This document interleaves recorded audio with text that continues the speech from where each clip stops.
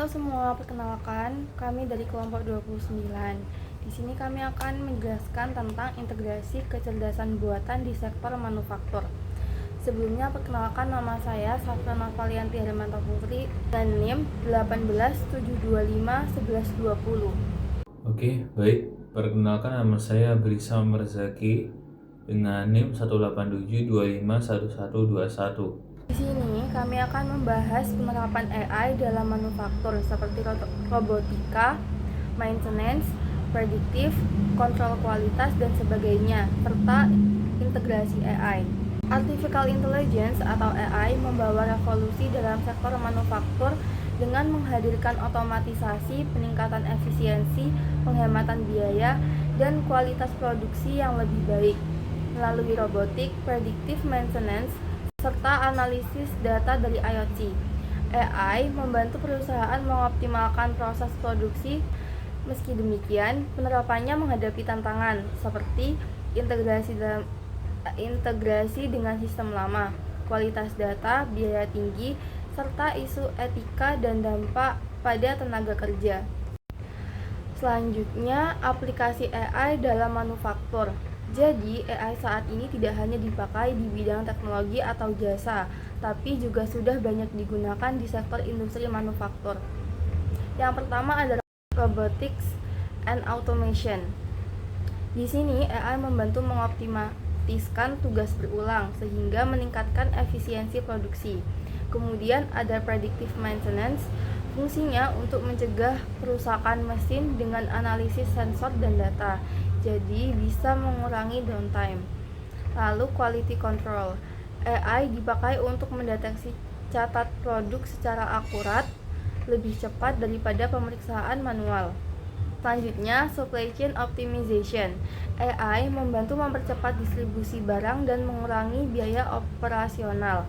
Dan terakhir, personalized manufacturing, yaitu produksi sesuai referensi konsumen sehingga produk bisa lebih sesuai dengan kebutuhan pasar. Setelah melihat penerapan AI, kita juga perlu memahami implikasinya. AI punya dampak positif, tapi juga ada sisi negatif yang perlu diperhatikan. Dari sisi negatif, yang pertama ada risiko pengurangan pekerjaan rutin, karena banyak tugas yang bisa digantikan oleh mesin otomatis. Kedua, muncul tuntutan keterampilan baru bagi tenaga kerja, artinya pekerja harus terus belajar menyesuaikan diri. Ketiga, ada isu etika, seperti privasi data, bias algoritma, dan akuntabilitas keputusan AI. Dan terakhir, soal keselamatan, terutama interaksi manusia dengan mesin. Namun, dari sisi positif, penerapan AI memberikan efisiensi yang tinggi, kualitas produksi meningkat, dan keselamatan kerja juga bisa lebih baik. Penerapan AI juga menghadapi sejumlah tantangan yang perlu diperhatikan. Yang pertama, kualitas dan akurasi data. Kedua, integrasi dengan sistem lama. Ketiga, biaya awal yang tinggi. Ini sering jadi hambatan terutama untuk UMKM yang keterbatasan modal. Keempat, kesiapan dan pelatihan tenaga kerja. Kelima, ada isu hukum dan regulasi seperti privasi data dan tanggung jawab hukum kalau terjadi kesalahan. Dan terakhir, resistensi dari pekerja atau organisasi. Sekarang mari kita lihat salah satu studi kasus penerapan AI dalam manufaktur, khususnya di pabrik otomotif dan elektronik. Pertama, di bidang robotics and automation, pekerja yang sifatnya berulang seperti welding atau assembly bisa dilakukan lebih cepat dan lebih aman oleh robot yang dikendalikan AI. Kedua, predictive maintenance, di mana AI bisa mendeteksi potensi kerusakan mesin sebelum benar-benar terjadi. Ini mengurangi downtime dan meningkatkan keandalan produksi. Selain itu, ada juga bidang lain yang terbantu AI, misalnya untuk kontrol kualitas, manajemen supply chain, dan penjadwalan produksi hingga efisiensi energi. Baik, saya akan melanjutkan membahas mengenai tren dan masa depan artificial intelligence di dalam dunia manufaktur. Yang pertama adalah integrasi dengan IoT dan edge computing. Kemudian fokus pada peningkatan cyber security, karena kedepannya segala sesuatu akan bergantung pada yang namanya data. Kemudian kolaborasi manusia dengan AI bukan untuk menggantikan secara total peranan manusia, tapi untuk saling membantu satu sama lain. Kemudian adalah pertimbangan etika dan transparansi algoritma. Yang terakhir adalah tantangan skalabilitas dan kebutuhan pelatihan tenaga kerja.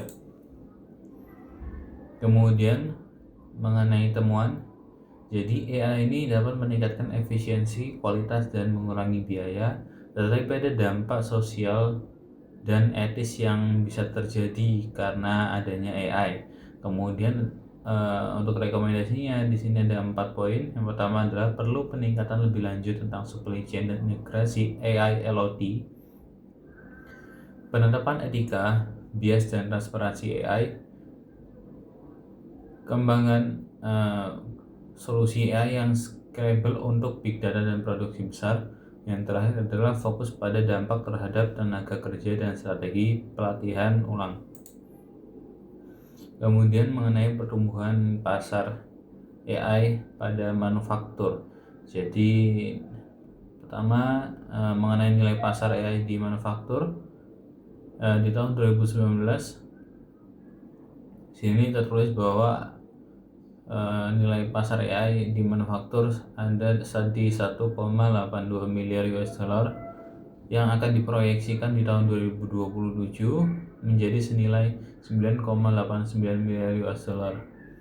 Kemudian pertumbuhan tersebut didorong oleh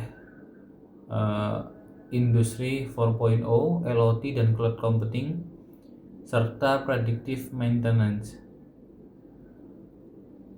Nah, dalam perkembangan AI tersebut, AI robotik memungkinkan produksi selama 24/7 jam, yang artinya di mana mesin itu dapat bekerja terus tanpa henti setiap waktu dan setiap saat selama 24 jam setiap harinya, selama suplai energi dan tidak ada kerusakan dalam sistem tersebut. Dan yang jelas dapat mempermurah atau meminimalisir biaya yang lebih rendah dibandingkan dengan menggunakan pekerja biasa. Kemudian kita masuk ke tantangan dalam pengimplementasiannya. Jadi penerapan AI di manufaktur ini tidak lepas dari tantangan besar. Kualitas data sering kali menjadi masalah karena data yang tidak akurat akan menghasilkan analisis yang salah. Integrasi dengan sistem lama juga sulit dilakukan dan memerlukan biaya yang tinggi. Selain itu, kesiapan tenaga kerja, isu hukum, serta resistensi dari pekerja yang khawatir kehilangan pekerjaan menjadi hambatan yang nyata. Jadi simpulannya adalah berdasarkan artikel yang kami review, penerapan artificial intelligence dalam manufacturing membawa peningkatan besar pada efisiensi, produktivitas, dan kualitas. Hal ini sejalan dengan konsep manufacturing system dalam buku, di mana teknologi informasi dan sistem cerdas digunakan untuk mengintegrasikan proses produksi, mengurangi kesalahan, serta mempercepat pengambilan keputusan. Dengan demikian, AI menjadi wujud nyata dari perkembangan sistem manufaktur modern sebagaimana dibahas dalam teori sistem bisnis.